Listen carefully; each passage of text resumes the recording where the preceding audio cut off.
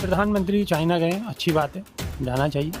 नहीं जाना चाहिए विभाग जी, बिल्कुल नहीं जाना चाहिए। ऐसे हालात में नहीं जाना चाहिए जब अपने देश के अंदर आपदाएं आ रही हो। आप देखिए हिमाचल प्रदेश के अंदर कितनी बड़ी आपदा आई है, बाढ़ ग्रस्त हुआ पड़ा है, पंजाब के अंदर बुरी माम हो रहा है। पंजाब के अंदर आप स्थिति देखिए, जम्मू कश्मीर के अंदर आप उत्तराखंड के अंदर आप स्थिति देखिए, उत्तर प्रदेश के अंदर आप भी स्थिति देखिए। कुछ ऐसे क्षेत्र हैं उत्तर प्रदेश के जो जलमग्न हो चुके हैं।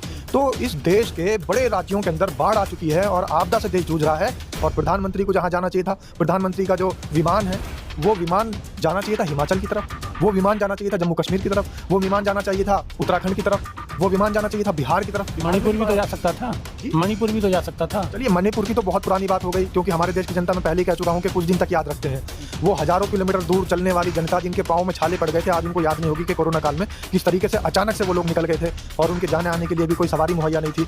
जो लोग नोटबंदी की लाइन में खड़े खड़े मर गए थे, कुछ लोग ऐसे थे जिनकी बेटियों की शादी हो रही थी और उनके घर पैसा नहीं था और वो बैंकों की लाइन में मर गए थे, हार्ट अटैक से मर गए थे, भीड़ में मर गए थे।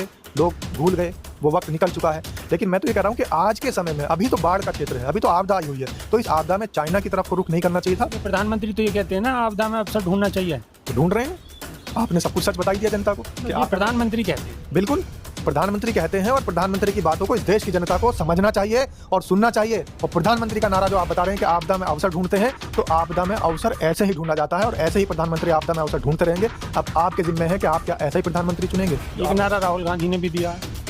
नारा तो नारा है, और आपदा में अवसर जो ढूंढ रहे हैं उनके लिए नारे जो राहुल गांधी नारे दे रहे हैं, जनता नारे दे रही है, उनको फर्क नहीं पड़ता। उनके खुद के नारे हैं और वो अपने नारों पर चल रहे हैं। राहुल गांधी ने जो नारा दिया उस पर क्या कहूँ?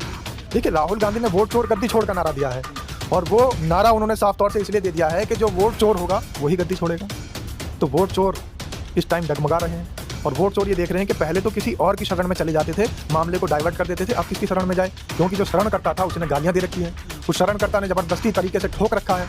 तो अब दुश्मन का दुश्मन दोस्त बना है। दुश्मन का दुश्मन दोस्त। नमस्कार, स्वागत है आपका। मेरा नाम है विपिन बेबाक। हमारे साथ हैं पत्रकार शादाब रिजवी। स्वागत है। धन्यवाद साहब।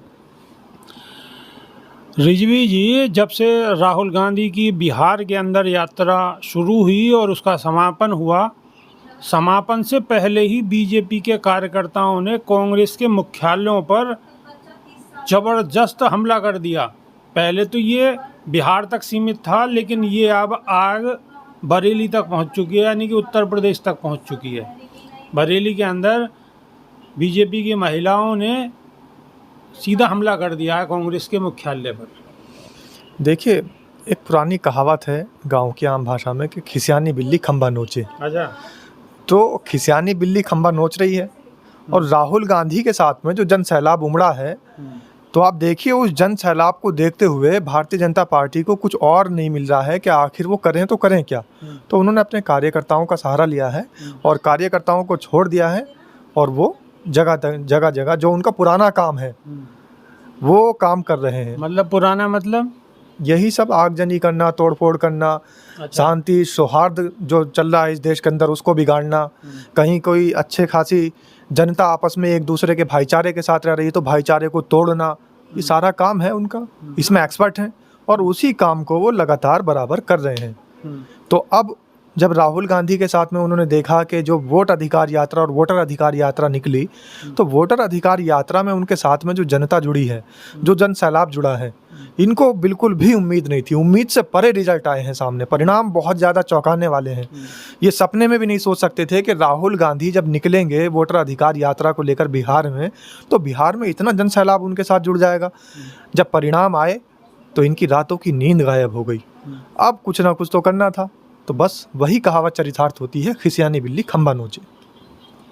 प्रधानमंत्री चाइना गए हुए हैं और जब से प्रधानमंत्री चाइना गए हैं और भाजपा के जो समर्थन में लोग हैं जी, वो बड़े खुश हो रहे हैं। कल जब ऑपरेशन सिंदूर चल रहा था उस दौरान में तो लगातार जिनपिंग को गाली दे रहे थे, लेकिन अब तारीफ़ें कर रहे हैं और सुना है कि टिकटॉक भी दोबारा शुरू होने वाला है। देखिए जनता तो एक तरीके से जैसे मैनिपुलेट की जाती है वैसे हो जाती है, और ख़ास तौर से जो इनके भक्त हैं, जिन्हें हमारे समाज ने अंधभक्त का नाम दिया है, कुछ लोग गोबर भक्त भी कह देते हैं।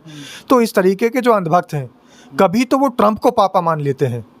अब लेकिन ट्रेंड बदलता है, जैसा आप देखते होंगे ना इंस्टाग्राम और व्हाट्सअप और ये टिकटॉक, इन पर रील का ट्रेंड बदलता रहता है, ऐसे ही अंधभक्तों का भी ट्रेंड बदलता रहता है। जैसे एक्स पे ट्रेंड बदलता है, हाँ, ट्विटर पे भी कह सकते हैं। तो सोशल मीडिया साइट्स पर जिस तरीके से ट्रेंड बदलता रहता है, ऐसे ही अंधभक्तों का भी ट्रेंड बदलता रहता है और इनके पापा भी लगातार बदलते रहते हैं। कल तक जो पापा थे, आप समझ ही रहे होंगे, जिनके लिए यज्ञ हो रहा था, जिनके लिए हवन हो रहे थे, जिनकी जीत के नारे दिए जा रहे थे, डोनाल्ड ट्रंप, जिनके लिए लोग कह रहे थे कि इस देश का, और साथ ही जनता छोड़िए, अंधभक्त छोड़िए, अंधभक्तों के जो पापा हैं, अच्छा, वो भी कल तक किसका समर्थन कर रहे थे, किसे अपना फ्रेंड बता रहे थे। तो ये जिनकी उपज है, इनके उपज वाले जो इनके जो सरगना हैं, वो कल तक किसका सहयोग कर रहे थे, किसका सपोर्ट कर रहे थे, किसके सपोर्ट में बातें कर रहे थे, आज कहाँ जा रहे हैं। सबसे बड़ी बात तो ये है, सबसे बड़ी दुविधा ये है कि ये देश भूल जाता है। इस देश के अंदर बड़ी बड़ी आपदाएं आती हैं लेकिन भूल जाता है। इस देश के अंदर बड़ी बड़ी घटनाएं होती हैं, दुर्घटनाएं होती हैं, लेकिन भूल जाता है। लोगों को विकास को ढूंढते ढूंढते एक पुत्र की प्राप्ति के चक्कर में 5 पुत्रियां थमा दी गई। नोटबंदी, डिमोनेटाइजेशन, जीएसटी यानी टैक्स बंदी, इसके अलावा महंगाई, इसके अलावा मंदी की मार। लाल किले की प्राचीर से कह दिया था ना 15 अगस्त को कुछ छूट होगी, तो वही भक्तों के लिए तो वही खुशी का माहौल बना दिया है। ये तो वही वाली बात हो गई कि आपने किसी एक चीज़ का दाम बढ़ा दिया 50% और फिर कुछ दिन बाद उसको कह दिया कि 10% छूट होगी। तो अंधभक्तों को तो लगेगा कि वो 10% छूट हो गई, लेकिन दिमाग नहीं लगा रहे कि 50% बढ़ोतरी भी तो की गई थी।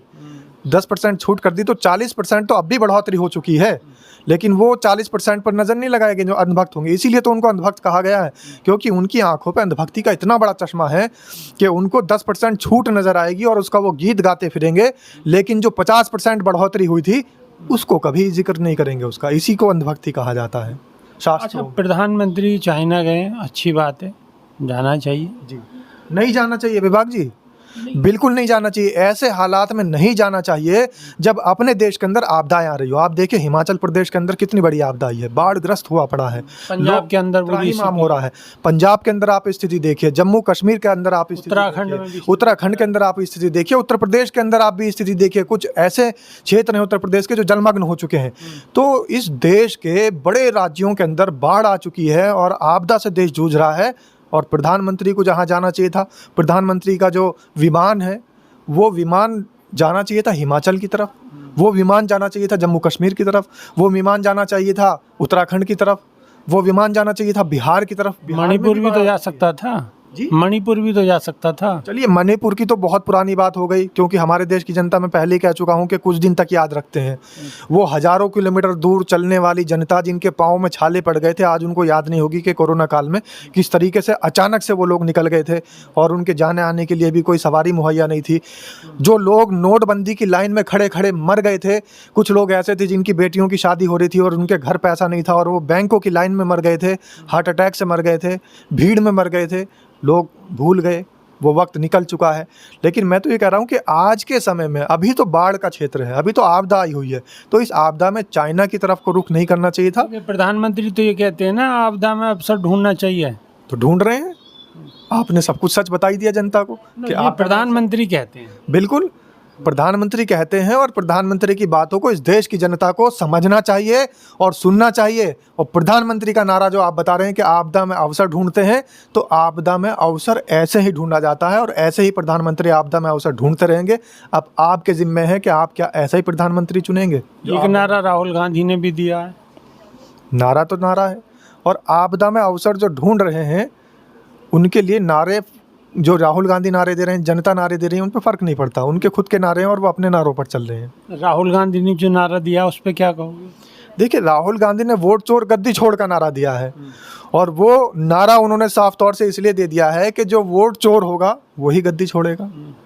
तो वोट चोर इस टाइम डगमगा रहे हैं, और वोट चोर ये देख रहे हैं कि पहले तो किसी और की शरण में चले जाते थे, मामले को डाइवर्ट कर देते थे, अब किसकी शरण में जाए, क्योंकि जो शरण करता था उसने गालियां दे रखी हैं, उस शरणकर्ता ने ज़बरदस्ती तरीके से ठोक रखा है। तो अब दुश्मन का दुश्मन दोस्त बना है। दुश्मन का दुश्मन दोस्त बना है।